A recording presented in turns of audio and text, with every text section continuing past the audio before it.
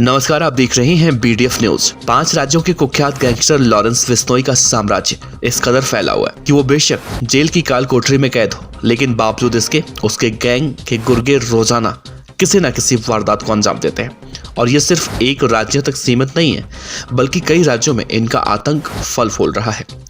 वैसे तो आपको पता ही है कि लॉरेंस बिश्नोई, संपत नेहरा और काला जठेड़ी इन तीनों ही बदमाशों की एक तिकड़ी है, जिनके चर्चे लगभग रोजाना होते हैं। इस बात पर हम बात करेंगे, लेकिन पहले आपको आज की खबर बताते हैं। दरअसल दिल्ली पुलिस ने इसी कुख्यात गैंगस्टर लॉरेंस बिश्नोई और संपत नेहरा गैंग के एक शूटर को पकड़ा है, जो 17 नवंबर को दिल्ली के नरेला इलाके में रंगदारी के लिए एक प्रॉपर्टी डीलर के ऑफिस के बाहर फायरिंग किया था। इसी मामले में पुलिस ने एक 19 साल के शूटर को गिरफ्तार किया है।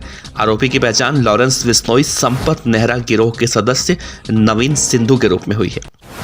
वो हरियाणा के रोहतक का रहने वाला है। पुलिस ने कहा कि 17 नवंबर को प्रॉपर्टी डीलर ने पुलिस में शिकायत दी थी कि उसके ऑफिस के बाहर सुबह करीब 11 बजे गोलियां चलाई गई हैं और उसके एक कर्मचारी को एक रात पहले एक ऑडियो क्लिप मिली थी, जिसमें 1 करोड़ रुपए की रंगदारी मांगी गई थी। संदेश भेजने वाले ने अपने आप को संपत नेहरा गिरोह का सदस्य बताया था।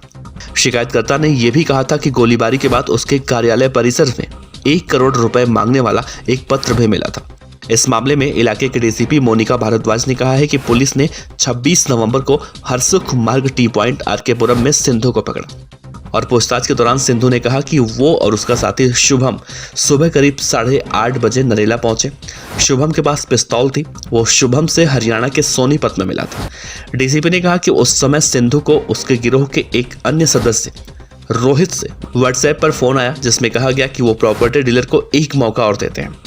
उन्होंने कहा कि इसके बाद शुभम ने 2 गोलियां चलाई और रुपए मांगते हुए पत्र वहां पर फेंक दिया। फिलहाल पुलिस आगे की कार्रवाई कर रही है, लेकिन आप अंदाजा लगाइए कि जिस तरह से शूटर ये कह रहे हैं कि ऊपर से फोन आया, एक मौका और दे देते हैं, जिसके बाद सिर्फ गोलीबारी की गई। ये बयान सुनकर वो प्रॉपर्टी डीलर अब कितना दहशत में होगा।